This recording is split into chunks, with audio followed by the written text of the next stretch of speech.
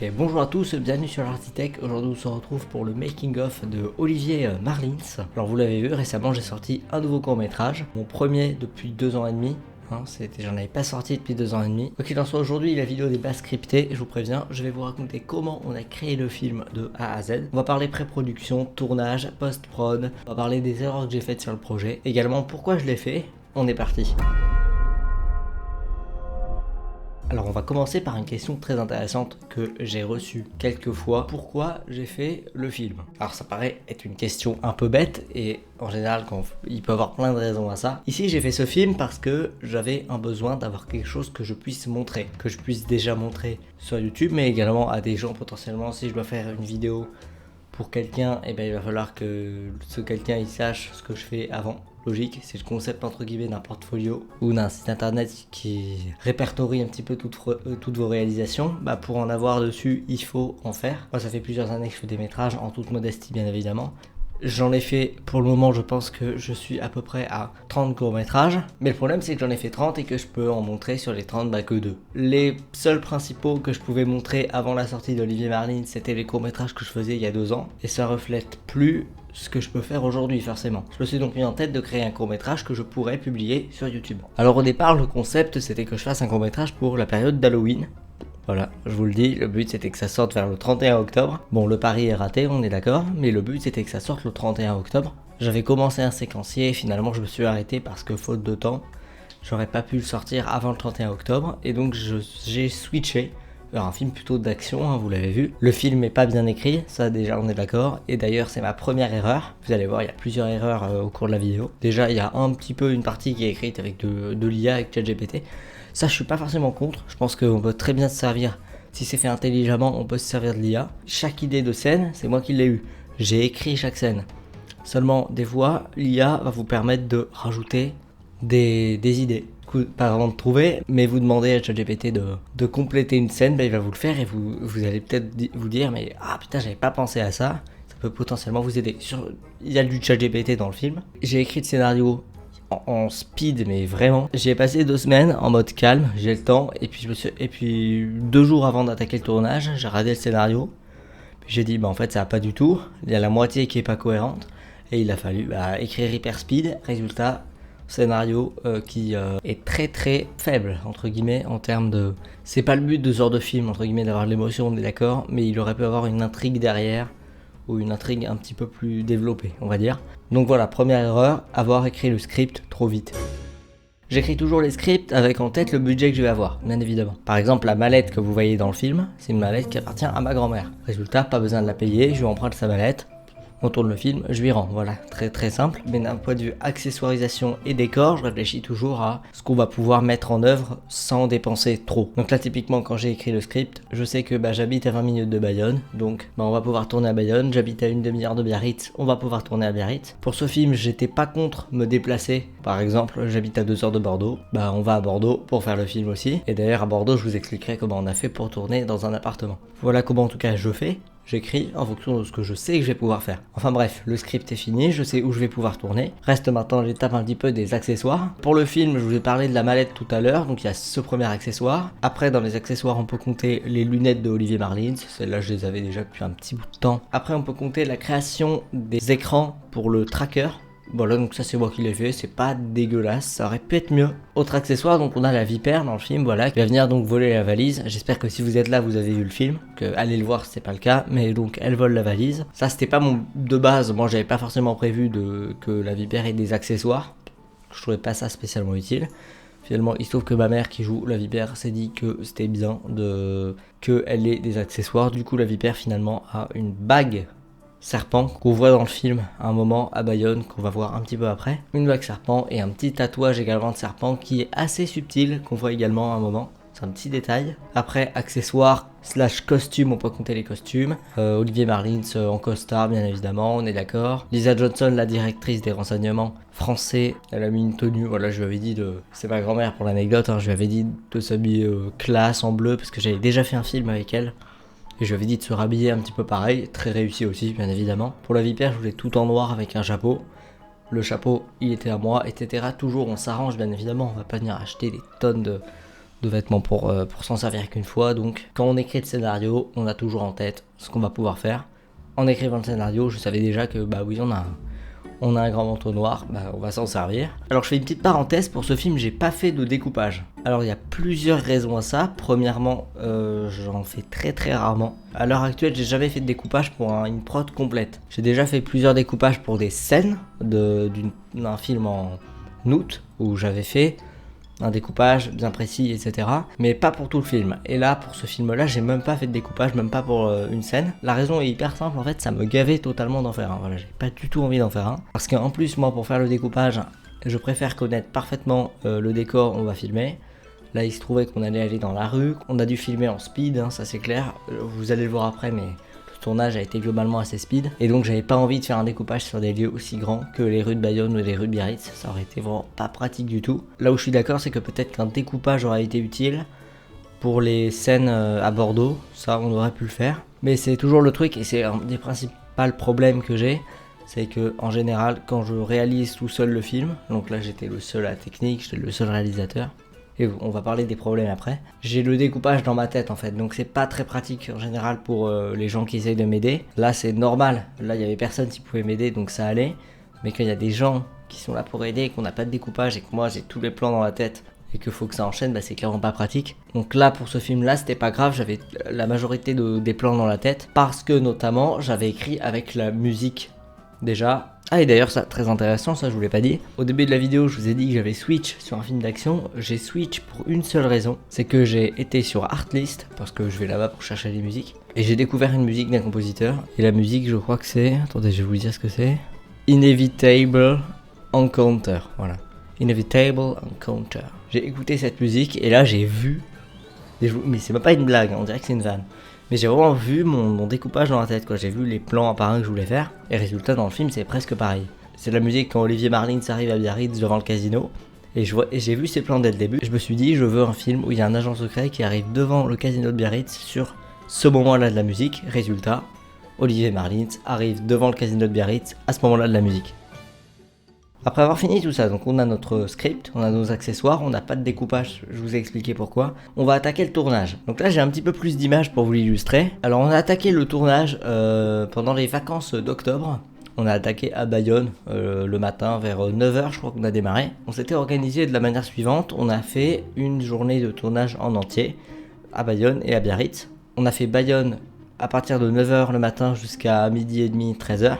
Et je dirais de 15h à 18h on a filmé à Biarritz. Et le soir on avait une chambre d'hôtel à Biarritz pour faire les plans dans la chambre d'hôtel. Donc ça rajoute un peu plus au budget. Enfin bref, on a attaqué le tournage à Bayonne. Alors là, comme on filmait en ville, j'avais prévu un setup caméra un petit peu plus petit que d'habitude. Parce que là, pour vous décrire un petit peu le setup, alors je vais vous refaire une vidéo sur le setup caméra fiction pour 2025 comme j'avais fait l'année dernière. Mais là actuellement le setup caméra c'est vous avez une matbox avec un mist. Alors ici c'est un car qui a dessus. Il y a un follow focus, il y a un moniteur, il y a une cage, il y a un rig épaule que je laisse toujours dessus. Enfin bref, c'est rapidement un bordel, c'est rapidement volumineux et c'est globalement pas très adapté pour les tournages comme ça en pleine ville où il y a beaucoup de passants, etc. On a eu de la chance parce qu'il n'y avait pas trop de monde dans les rues, mais quand même, j'aime pas avoir des grosses configs comme ça dans la rue. J'avais même pas pris mon trépied que j'utilise tout le temps, j'avais pris un petit trépied Newark qui doit être là-bas. Mais le fait est que j'ai été agréablement surpris, c'est-à-dire que sur le moment, déjà en regardant les rushs, je trouvais que ça tremblait pas trop. Et en post-prod, je trouvais ça dingue. C'est-à-dire que je tenais le trépied comme un stabilisateur, dessus j'avais une tête vidéo, Newark, et dessus la caméra. Et je vous le dis, c'était vraiment dingue de voir à quel point, j'ai été super surpris de voir à quel point c'était stable. Et ça a permis de faire pas mal de plans donc assez stables au niveau de Bayonne, où on a donc, là par exemple, il y a ce fameux plan où il arrive à Bayonne, et où il y a Olivier Marlins qui sort de la voiture, où il met ses lunettes et où il commence à marcher. Petit plan séquence, voilà, avec travelling circulaire. Alors après à Bayonne, franchement, on a simplement enchaîné. La seule chose donc qu'on voit à Bayonne, c'est la vision dans les lunettes. Alors pour ça, je me suis fait un peu chier, c'est vrai.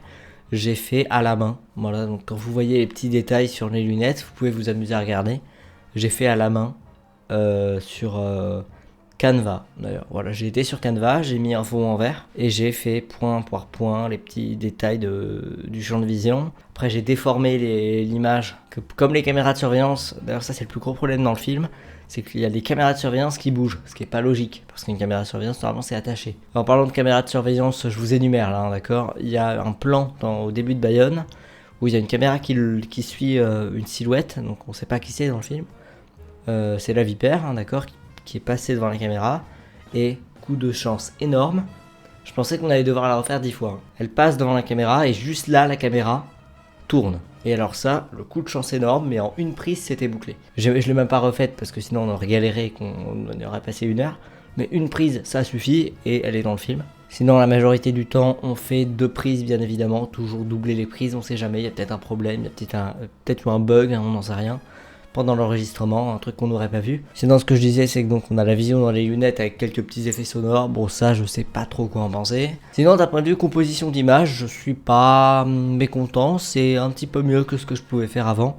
Franchement, la composition est sympa. Côté direction photo, il n'y a aucune direction photo d'établie véritablement, forcément. On est en extérieur, c'est compliqué, on n'est que 3.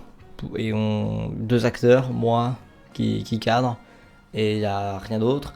Pour ce genre de scène, on est d'accord que ce que dit Olivier Marlins, c'est complètement débile. Mais alors, quand il parle, après, ça c'est ma faute, hein, mais quand il dit quand il dit elle essaye de me semer, mais je continue à la suivre et tout, ça n'apporte rien. Ça n'apporte rien, ça aurait pu être coupé, mais vraiment énorme. Voilà, sinon la scène de Bayonne, plutôt sympa, honnêtement. Je trouve que ça fonctionne bien avec la musique. Pareil, la musique que j'avais trouvée en avance.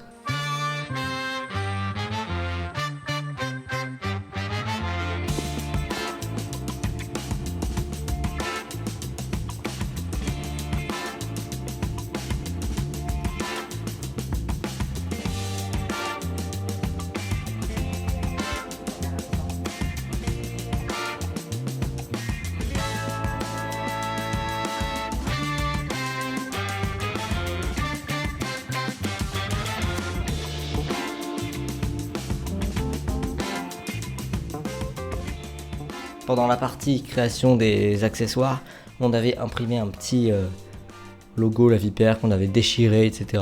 Le logo La Vipère, pas forcément dingue, mais il fait le taf, c'est sympa. Sinon après il part, etc. On avait été faire quelques petits plans sur le pont rouge à Bayonne, histoire d'avoir la voiture un petit peu au milieu d'autres voitures. Alors forcément je fais pas dans l'ordre du film, je fais dans l'ordre de comment on a tourné, et on n'a pas tourné du tout dans l'ordre chronologique. Donc après Bayonne, on a été tourné à Biarritz. Alors là-bas, c'est là où je vais pas vous refaire tout ça, hein, d'accord, je vais pas tout vous réexpliquer parce que je vais pas vous réexpliquer comment on a fait la course-poursuite dans Biarritz. C'est pareil qu'à Bayonne, d'accord. J'avais mon petit trépied. D'ailleurs à Biarritz, j'avais pris la plus petite caméra que j'ai, c'est celle-là. À partir du moment où Olivier Marlins se met à poursuivre la vipère dans les rues de Biarritz, c'est filmé avec ça. Et sans rire, vraie anecdote, c'est l'appareil photo de ma grand-mère. Donc, il y a une partie d'Olivier Marlins qui est filmée avec l'appareil photo de ma grand-mère. Mais après, blague à part, franchement, ça, donc c'est un TZ100, c'est un compact, je sais pas si c'est un compact expert, moi je dirais juste un compact, de chez Panasonic. Je crois qu'il date de 2017 et franchement, il fait toujours le taf. Le problème, c'est qu'il a pas de prise micro. Bon, un peu relou. Mais bref, donc toute cette partie où Olivier Marlins suit la vipère, c'est le même procédé que à Bayonne. Je les suis, voilà. On décide sur le moment, ok, tu vas par là, etc. Et c'est peut-être le moment de vous parler de la règle que j'ai décidé de transgresser, on va dire, dans le film. Au cinéma, il y a une règle très simple, c'est que si sur un plan A, votre sujet il se déplace de gauche à droite, sur le deuxième plan, il faut également qu'il se déplace de gauche à droite, sinon c'est bizarre. Et devinez quoi, dans le film, ce n'est pas toujours respecté. Voilà, alors je me suis permis ça pour un truc. Pour une seule raison, qui est, vous allez voir, pas forcément super, mais en gros, ça tient simplement à la manière dont Mission Impossible est réalisée. C'est que maintenant, si vous savez pas, c'est Christopher McQuarrie qui, depuis le 5e, je crois, réalise les Missions Impossibles. Mais je remarque un petit peu que dans ce genre de film, typiquement dans le making-of du dernier, on remarque vraiment que le but, c'est pas de suivre toutes ces règles-là de écoutez, oui, le sujet il va être gauche à droite, etc. C'est quand on regarde ce genre de making-of, il y a des caméras partout. Ils vont vous mettre 5 caméras, énormes au passage, 5 caméras sur la voiture, harnachées sur la voiture, ou sur un hélicoptère, vous allez avoir 5 caméras sur l'hélicoptère pour filmer Tom Cruise qui s'accroche à l'hélicoptère. Mais le but, ça va pas être de suivre ces règles-là. Ils vont pas aller se dire, pendant la course-poursuite, merde, attendez, la voiture, là, elle va de droite à gauche, alors qu'avant, elle allait de gauche à droite, non. Ils s'arrêtent pas là, le but, c'est qu'on comprenne l'action. Le but, c'est juste de retranscrire l'action. Donc si la règle n'est pas respectée, c'est pas grave. Et c'est ce que je remarque dans ce genre de making-of, c'est que le but, c'est pas de respecter toutes les règles, le but, c'est de comprendre et de transmettre ce qui se passe. Et c'est pour ça que je me suis permis dans le film à des moments, alors modestement, hein, d'accord, mon film il a pas coûté 300 millions, mais je me suis permis, par exemple à Bayonne au début, bah vous avez un plan où il y a Olivier Marlins qui est dans une rue, il regarde de gauche à droite, et bah le plan d'après il regarde de droite à gauche. Mais c'est pas forcément problématique. On arrive à Biarritz, donc au moment le plus horrible du film. Le seul passage où on entend la vipère qui parle. C'est pas pour ça que le passage est nul, je vous rassure. C'est à cause de moi, c'est le passage est nul en plus. Côté réalisation, c'est pas si bête. Ça commence de manière assez neutre, hein, d'accord. Il n'y a pas de plongée, il n'y a pas de contre-plongée. Là, je vais faire une contre-plongée sur Olivier Marlins, c'est justifié. Il arrive, alors là, le but dans le scénario, tout le monde l'a pas forcément compris, mais c'est qu'il arrive et il se fait passer pour l'acheteur. Donc il arrive, la vipère pense que c'est l'acheteur, elle lui dit vous êtes en avance. Lui il fait effectivement, je suis en avance. Et la vipère remarque à ce moment-là que c'est Olivier Marlins et que c'est pas l'acheteur. Ça c'était le scénario de base. Tout le monde le comprend pas comme ça, même moi je le comprends plus vraiment comme ça, mais c'est pour ça que de base il y a une contre-plongée, parce qu'à ce moment-là Olivier Marlins il est en position de force. Donc ça c'est pas si bête. Effectivement, je suis en avance. À ce moment-là, la vipère se retourne. Bon, elle est choquée, hein, d'accord. Elle saisit la valise. Il est trop tard pour fuir maintenant. Là, il y a un dialogue qui a été coupé, hein, d'accord. Normalement, elle était censée lui dire Olivier, je me doutais que vous ne seriez pas loin. Normalement, elle lui dit ça. Mais je l'ai coupé au montage. Olivier Marlins lui ordonne de lui donner la valise parce qu'il est trop tard pour fuir, manifestement. De manière assez étrange, elle lui donne la valise. Olivier Marlins colle un tracker. Alors là, pour le moment, on sait pas trop que c'est un tracker, mais on aura la confirmation après. Il colle un tracker. Et alors là, on arrive au pire moment. Olivier Marlins reste planté comme un piquet. Mais ça, c'est ma faute. C'est pas la faute de mon père qui fait Olivier Marlins. Ça, c'est uniquement ma faute à moi.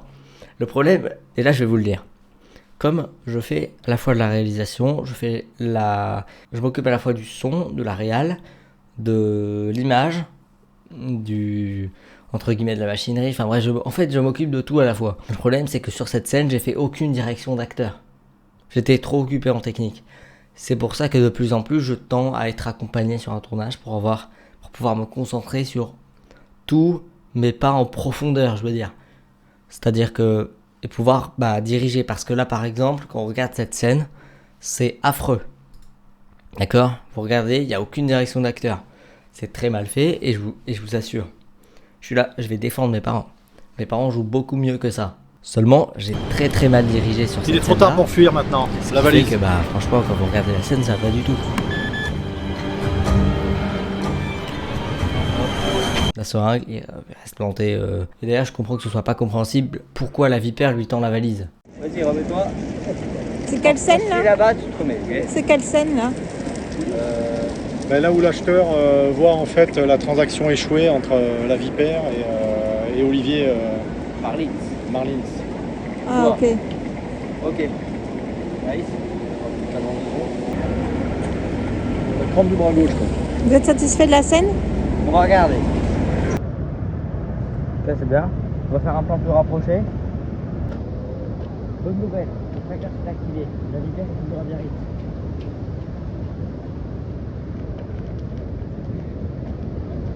Exactement. T'étais ailleurs là. T'étais ailleurs là. T'étais ailleurs. T'étais où là? C'est clair.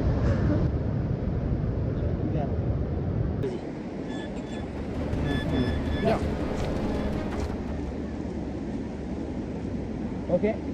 On a donc fait toutes les scènes à Biarritz, après on a fini avec les scènes à l'hôtel également. J'en profiterai en vous disant qu'on a fait 2 fois les scènes dans l'hôtel. On a fait une fois où j'ai éclairé la scène avec de la lumière artificielle parce qu'il faisait nuit. J'ai pas retenu cette fois là parce que c'était horrible, l'image était très très moche. Et je l'ai refait le lendemain en artificiel et naturel à la fois, et cette fois c'était beaucoup mieux. Ce qui est marrant c'est qu'il y a un plan où vous avez là une petite lumière sur le tracker. Je vous le donne en mille, il n'y avait pas de LED à l'intérieur du tracker. Et donc pour arriver à avoir cette petite lumière rouge, j'ai utilisé un petit rayon laser que j'ai pointé très précisément avec un pied, enfin bref vous voyez sur le making of.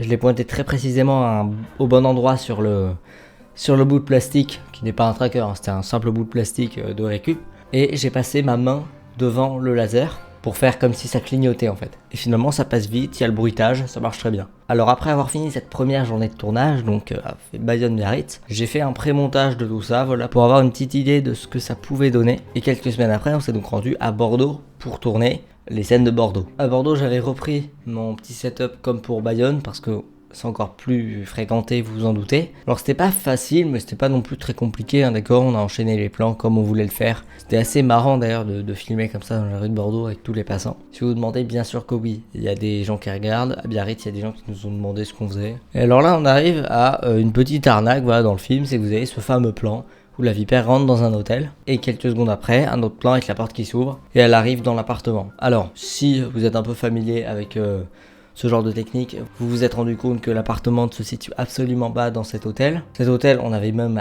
rien du tout dedans, et d'ailleurs on a failli se faire un peu dégager à la fin, parce qu'on avait fait 2 ou 3 prises, et que les gars à l'intérieur commençaient à se demander pourquoi il y avait une dame en noir qui rentrait toutes les 2 minutes dans l'hôtel. Et après on a tourné chez ma tante, aussi à Bordeaux, mais c'est même pas un appartement, c'est une maison. Et là-bas, bah, c'était très très drôle de faire ces scènes-là. Ce que j'ai aimé là-bas, c'est que c'est les seules scènes du film où vraiment on a pris le time.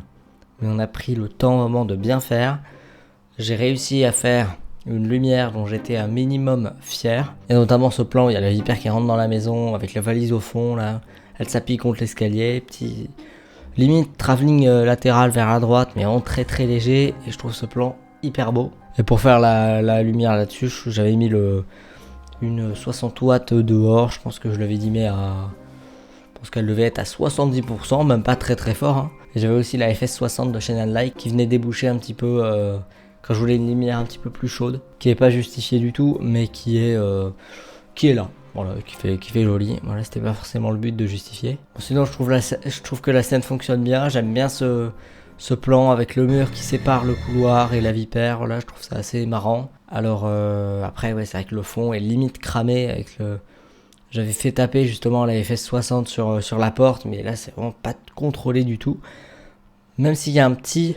Et ça, ce que je voulais, il y a un petit rayon, je trouve, enfin, c'est pas un rayon de lumière, c'est un reflet sur le sol, je trouve, qui amène un peu de texture, je trouve, c'est assez intéressant. Mais je pense que ça aurait marché si je l'avais mise moins fort. Et là, c'est clair que ça fait très très bizarre.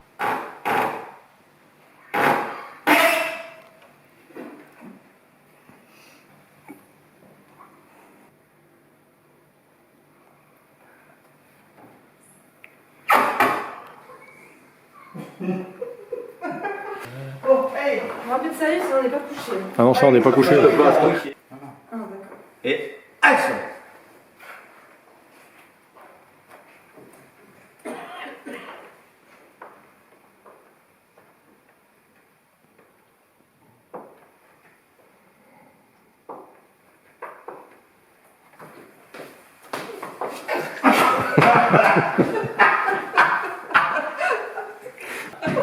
Eh, la scène d'action, elle est pas gagnée. Hein. Action!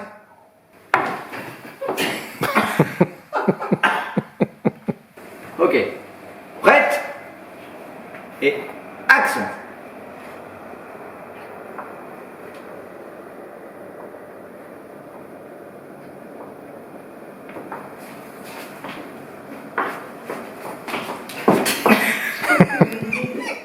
C'est pas mal, attends. Action!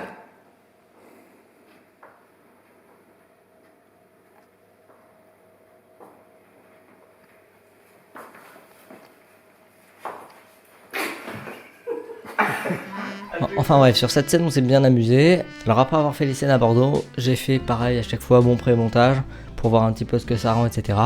On a été filmer la voiture, c'est pour ça que c'est pas super naturel, parce que il me manquait des plans en fait de la voiture qui roule entre Bayonne et Biarritz. Et bah il se trouve que on a dû aller filmer la voiture dans une zone industrielle, et c'est pas ce qu'il y a de plus naturel je trouve.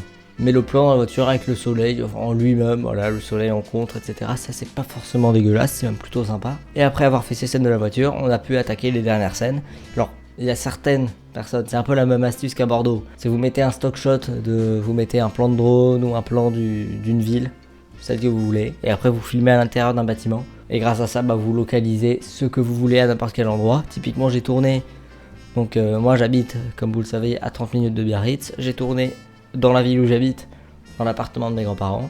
Pourtant, à l'image, on dit que c'est à Paris, et je suis sûr que la moitié des gens qui ont regardé le film, forcément, ils se disent, bon bah c'est à Paris, logique. Mais on n'a pas véritablement tourné à Paris. Donc là-bas, j'ai bien aimé aussi, j'ai eu le temps de mettre en place ce que je voulais d'un point de vue lumière. Mais alors là, j'ai fait la connerie, mais je pensais même pas que ça pouvait encore m'arriver ça. Si vous voulez, il y a quelques temps, j'ai décidé d'arrêter d'utiliser les autres micros, etc. à mon bureau. Du coup, j'utilise tout le temps le Vidéo Mic-Go Mark II de Rode, toujours sur ce bras-là, ou sur un autre pied, etc.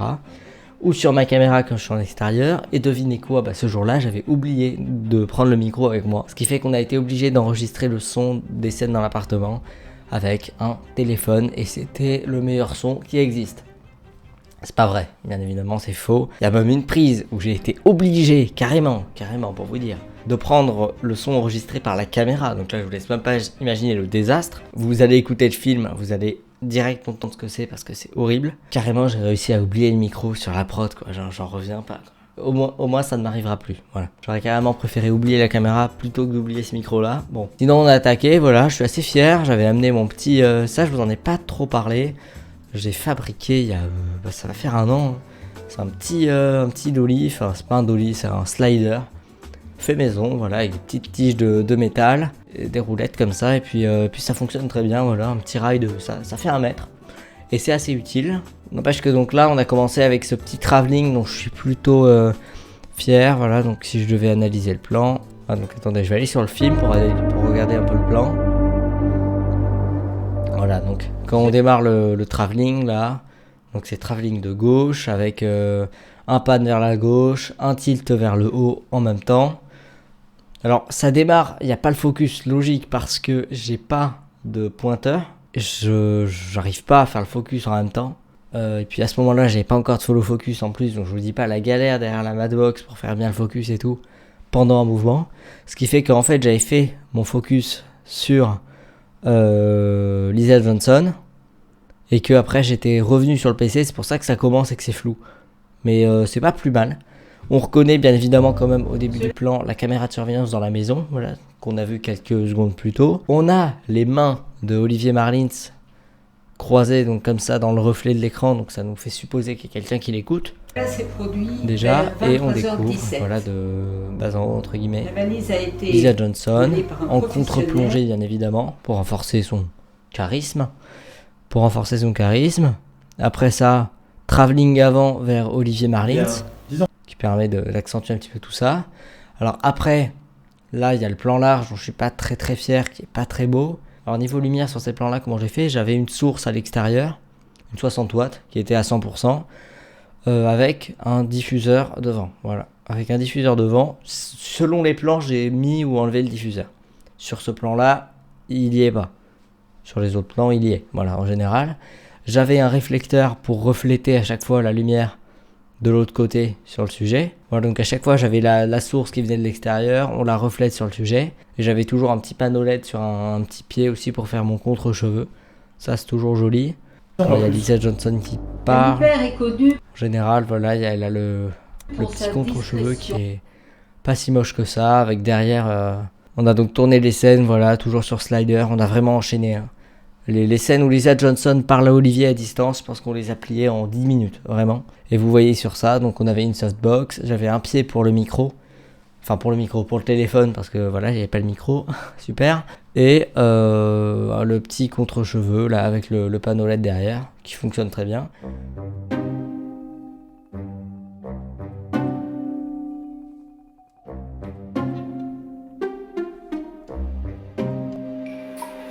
Et oui, cela s'est produit vers... Non, il ne faut pas que je prenne un ton. 23h17. Oui. Action. Cela s'est produit vers 23h17. La valise a été volée par un professionnel surnommé la Vipère. Vous savez ce qu'il vous reste à faire. Ok, très bien. Coupé. Bon allez, On l'a refait. Action. Cela s'est produit vers 23h17.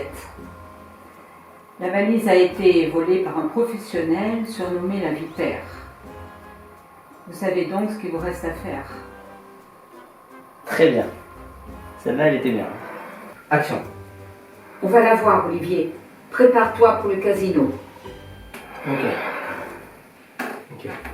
Et essaye encore. Plus vite. Olivier, tu es en vue du casino. Reste prudent et garde un œil sur tout mouvement suspect. Action. Olivier, tu es en vue du casino. Reste prudent et garde un œil sur tout mouvement suspect. Super. C'est bien. Parfait. On l'a refait. Action. Encore une centaine de mètres et l'hôtel sera là. Et un petit peu plus haletant finalement. Un peu Encore plus... une centaine de mètres et l'hôtel sera là. D'accord. Et regarde l'écran d'ordinateur aussi un peu. Et action.